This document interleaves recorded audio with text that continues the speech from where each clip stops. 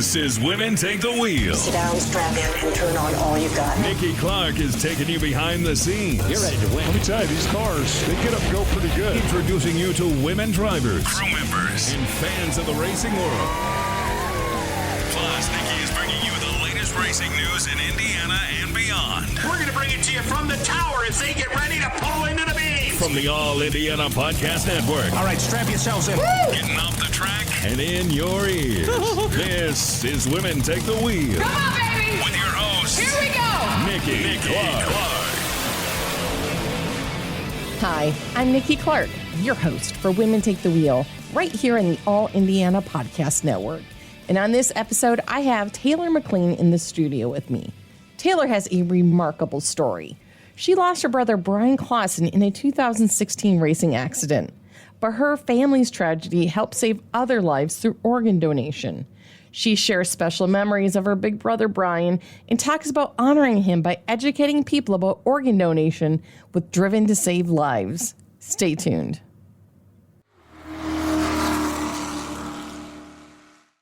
Your day moves fast. Your news should too.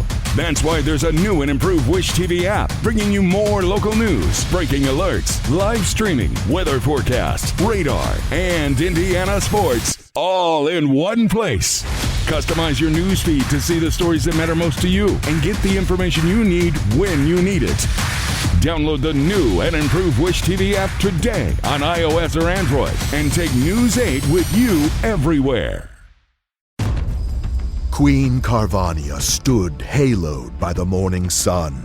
An army hung on her every word. My champions, I have sold my chariot on Carvana. 'Twas a lovely SUV, an inexplicably queenly offer. They're even coming to the castle to collect it. Tonight, we feast! An offer you can feast on. Sell your car today on Carvana. Pickup fees may apply. And welcome to Women Take the Wheel. And today I have a very special guest. I have Taylor McLean. And how are you doing, Taylor? I'm doing well. Thank you so much for having me. And you might know her from her racing family and her job with the Indiana Donors Network. Tell us how you got into racing. It's a very special story. Yeah. So, I was one of those individuals that was kind of born into the sport. I think I went to my first race when I was 3 days old or something like that. Oh, same, yeah. Yeah. So my dad, he raced out in California a little bit. His home track was Placerville Speedway. And so I remember going out there as a baby and, my involvement in the sport really didn't, start to resonate until I was like 4 or 5 years old. I remember going to the quarter midget tracks. My brother, Bryan Clauson, raced once my dad kind of gave up his dream of becoming a professional race car driver. And so spent a lot of days out at the quarter midget tracks with Bryan, and all of his friends were my friends because that's what you did when you are in a racing family. You just go to the track and play in the dirt and, go to the snack bar. Yeah, that's your vacation when you're a kid. That's the only thing I remember is going to Brainerd National Raceway every summer. That was my big vacation. Yeah, exactly. So, I was born into the sport and, I hate to say this, but I didn't really have an appreciation for it until I got older. But, I remember vividly as a young child just being around racing, and every time we would go on a family vacation, people would be like, "Where are you going? You going to the beach or Gulf Shores, Alabama or wherever?" And I was like, "Nope, we're going to a racetrack." And oh yeah, you're a racing family. Yep. So that's kind of how I got involved in the sport. Did they put you to work? Did you have when you're like 5, you're doing the tires or anything like that? No. No, I wasn't really into all that. I was more of the snack bar connoisseur of the family. Oh, so good. I checked out all the, what nachos to eat and what place had the best hamburger to eat. I'm going to go for you tips next time. Yes. There you go. And your brother, we all recognize his name, Bryan Clauson, and who sadly passed. But that has kind of driven you and giving you new purpose then inside racing. Tell us about that. Yeah, as a teenager growing up, I kind of pushed away from the sport a little bit. I was doing my own thing, playing soccer. I played college soccer for 3 years, and me and Mom would go play soccer on the weekends while Dad and Bryan went to the racetrack. And, as Bryan kind of came up through his career, I didn't really appreciate it as much as I do now. But sadly, in August of 2016, he was involved in a racing accident and died. And, you know, he was somebody I always looked up to. Obviously, he was my big brother, but, you know, that day in August, it kind of changed the whole trajectory of my life. And I became extremely passionate about the sport. It was a sport that I really didn't know I needed.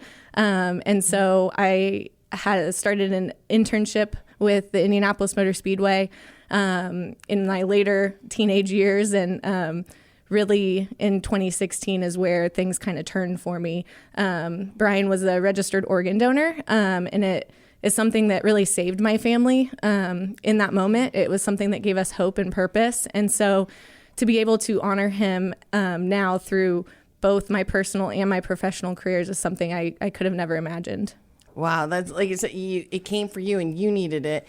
And it looks like what I always tell people are racers are family. I mean, all you're racing for, you know, you may be competitors, but things happen and you become family. And so everybody came together to help you also too. And you have driven to save lives now. Yeah, exactly. You know, the racing community is amazing, and I never thought I would be one of those people that really understood it because you don't ever think that something like that is going to happen.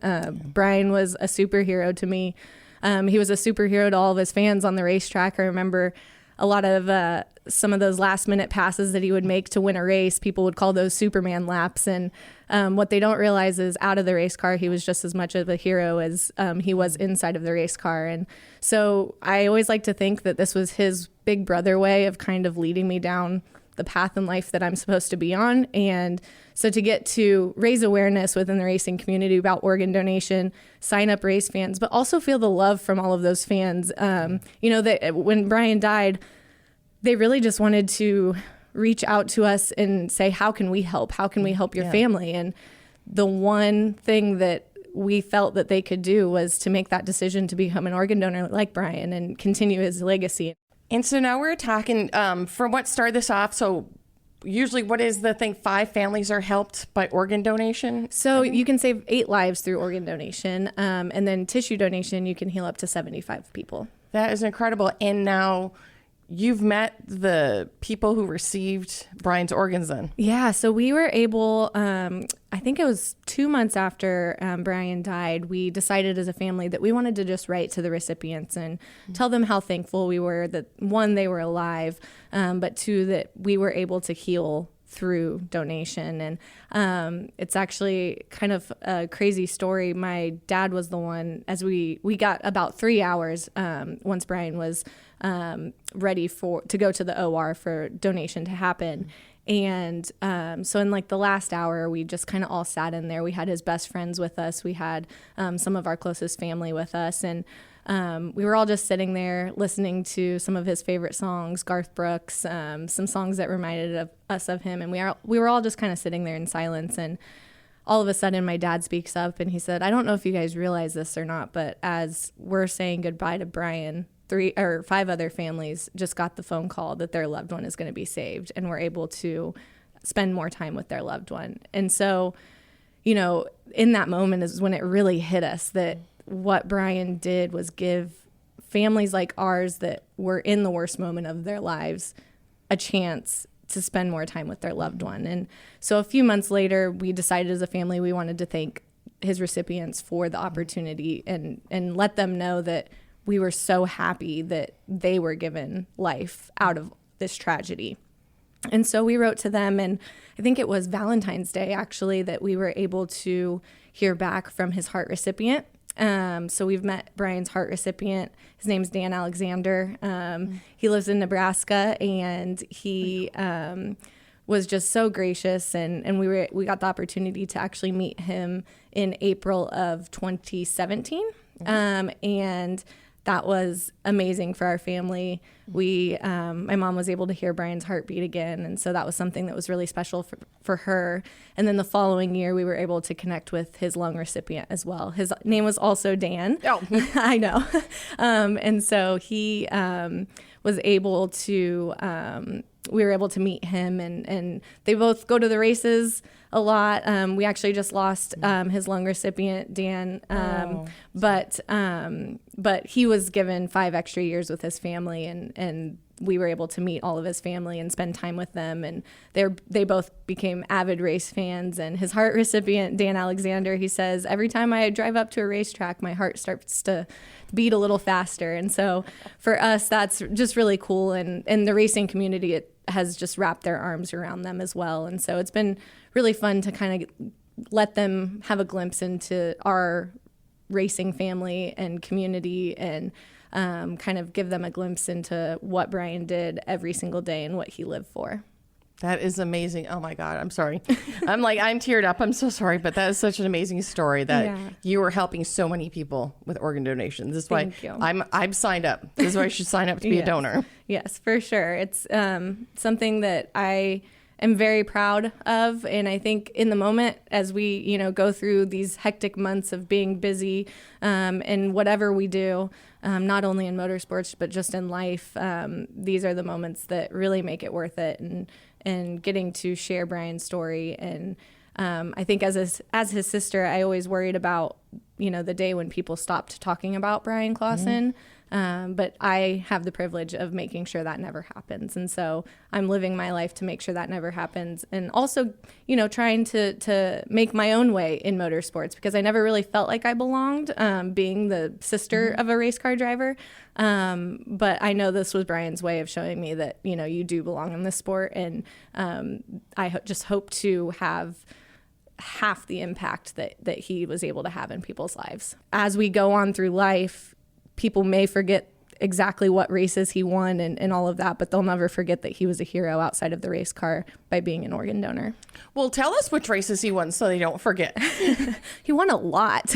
Really? Is it mostly in the dirt track? Or? Yeah, he was, he spent a lot of his career in dirt track racing, and when he was probably 17, 18 years old, he kind of went down the NASCAR path, raced down south for a little while. And then when NASCAR kind of bottomed out a little bit with sponsorship and all of that stuff, he decided to make the decision to come back to where his roots were, which was dirt track racing, midget sprint cars.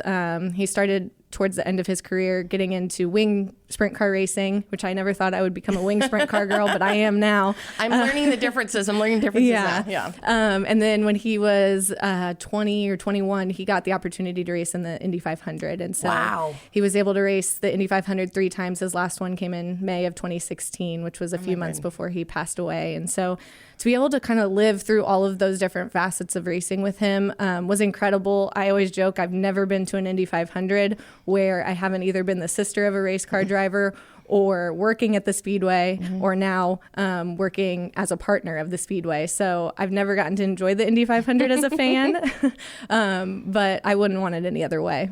That is true. And so basically what you're telling me is your brother was one of those guys who could drive any car. Yeah, he was. And it was incredible just how easily he was able to adapt to these different race cars. And, it's not an easy feat to go from racing a midget or a non-wing sprint car or even a wing sprint car to running in the Indy 500. And I think, especially now with, the likes of Kyle Larson and those guys coming up through NASCAR, they really are bringing attention back to dirt track racing and showing that, it's not easy to adapt to these different race cars, but that dirt track drivers are just as talented and, can, make it in the sport. Yeah.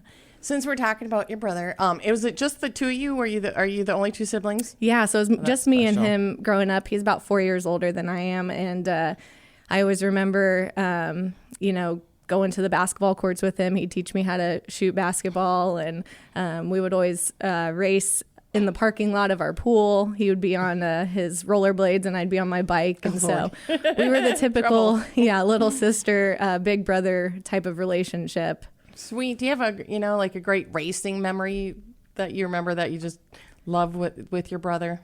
Yeah. I think there's so many, right? Mm-hmm. Going to the racetrack growing up, I I kind of took it for granted. I never really realized what I was a part of until I'm, now looking back, I realize how special it was. But I think, being a part of his first Indy 500 was absolutely magical, and just getting to stand on the starting grid with him and, experience that, because I remember all the time when we were growing up, him talking about, just being a part of the Indy 500 and even just watching it. So it's been pretty cool to get to experience that now as a professional in racing, and get to really realize how rare and special it is to be able to work in an industry like motorsports as a female, and to be able to just be a part of one of the greatest spectacles in racing.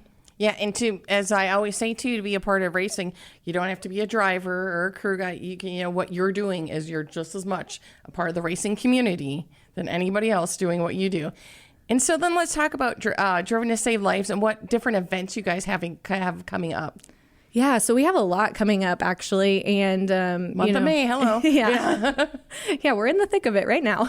Yeah. But I'm really excited about this year. We've had to take the last couple years off because of COVID and all of that, the world pandemic and all of that fun stuff that's been going on. Put a little wrench in everything. Yeah, but we are a part of the Indy 500. So we have activations out there. We have a tent where people can stop by, visit us, learn about donation. They can sign up to be organ donors right on site.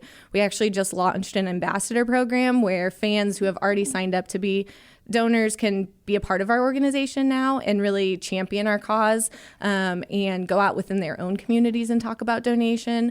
And that's one of the things that is really unique, I think, about the program that we run, is that I didn't realize how much and big of a touch Bryan had on the motorsports community until he died. And we had people from all facets of motorsports reach out to us. It wasn't just our dirt track drivers that raced with him every weekend. It was late model drivers. It was drag racers. It was IndyCar drivers, NASCAR drivers. Everybody felt, who Bryan was in the spirit of who he was. And they all, they all looked up to him for that. And so to be able to get all of these different, figures within the motorsports community involved with our program has been amazing. And so we're able to do that through our ambassador program. We have about 40 plus races that we're doing on the dirt track side of things. We have a young driver named Emerson Axum who's running the full USAC National Sprint Car Tour with us. And so we'll be at those racetracks signing people up to be donors. And then in August, on August 3rd and 4th, we'll be at the dirt track at IMS for the Driven to Save Lives BC 39, which is a really special event. Yes, that is huge. Yeah, to our family. And so, we're involved in a little bit of everything. And we actually just announced as well, during the month of May, we'll be running the Little 500 out at the Anderson Speedway with Ryan Newman. He's been a great ambassador for us and a great champion for donation. And so we're really involved with a lot. I don't know how I'm going to stay sane, but I wouldn't trade it for the world. And now tell us too about the, because like I said, I'm more of a drag girl, but I'm learning all this other stuff. So for the race in August, they actually built a dirt track in IMS. I don't know if a lot of people realize there's a dirt track there. Yeah, it's really cool. And kind of the story how that all came about is really special as well. So in 2016, they were trying to figure out a way to honor Tony Stewart, his last Brickyard run and all of that. And so they decided to kind of do a PR stunt, invite some media out, put a little dirt in turn 3, make it in a circle, and have some of the midgets come out there. So they invited Bryan, they invited Tony, they invited a couple other drivers out there. Sarah Fisher was one of them. And really just a way to get the media engaged with the Brickyard at that point. And so, and to honor Tony. And so they went out there and did that. And by probably middle of the day, all the drivers were trying to put money in a pool to have an actual race. And at one point, I think Doug Bowles was on the phone with the lawyers at IMS saying, "Is this okay? What happens if something, if somebody wrecks? Like, are we good coverage wise?" Yeah. And it was actually Bryan who went up to Doug and stopped him and said, "Hey, like, I don't think this is a good idea." And Doug looked at him. He's like, "What do you mean?" He's like, "Of all people, you're a racer's racer. Yeah. And you're telling me you don't want to race here?" He goes, No, I do want to race here. but all of us want to be the first one to win a dirt track race at IMS. And so let's do this the right way. Let's build a dirt track in Turn 3. Let's actually make this happen next year. And then I think that was 2 weeks before Bryan died. And so fast forward to 2017, and we were in the works of making a dirt track out at IMS, and the inaugural BC 39 was held in 2018 the next year. See, I knew about the Tony thing. I remember that, but I didn't realize it was Bryan who kind of got it going. Yeah. That is awesome. Yeah. So they, and there's been multiple people who have reached out to us, different racetracks across the country that have wanted to, run a race in honor of Bryan. And the one track that it made sense at for us was at IMS. Obviously. Yeah, just with his Indy 500 runs and, just the ability to be able to bring his love of dirt track racing to the greatest venue in motorsports was so cool for our family. And I think it's something Bryan would have been really proud of. And I like to say he has the best seat in the house every year. He gets to watch it from the best seat in the house. And I think he would be really proud, and there's not a lot of things that I am more proud of that we've been able to do. That is so cool. I'm getting a little choked up. I'm like, that is just so incredibly sweet. And so now that, since I've brought us down, now that'll bring us back up. So tell us where everybody can follow you and follow your program and everything for more information. And social media, websites. Yeah, so people can go to Driven 2. It's Driven, the number 2, savelives.org. You can follow us on social media. We're on Facebook, Twitter, and Instagram. We have our ambassador program site launched as well, and that's housed through our driven2savelives.org website. So, there's lots of ways to get in contact with us, and I manage all of those platforms. So you'll see it. Yeah, I will see it. And, I'm always looking for new ways to get involved in motorsports and to make sure that we're reaching as many people as possible. That is amazing. Thank you so much for being with us today. And I'm so glad I met you, and I hope to see you all the time now. Absolutely. Thank you for having me.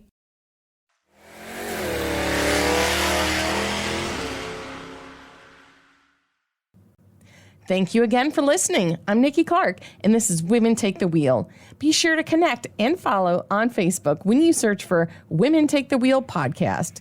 And be sure to follow and subscribe to this podcast right now here on the All Indiana Podcast Network. From the All Indiana Podcast Network, this is Women Take the Wheel with Nikki Clark. Follow and subscribe to this podcast now and discover even more great podcasts on the All Indiana Podcast Network. Online at allindianapodcastnetwork.com. allindianapodcastnetwork.com.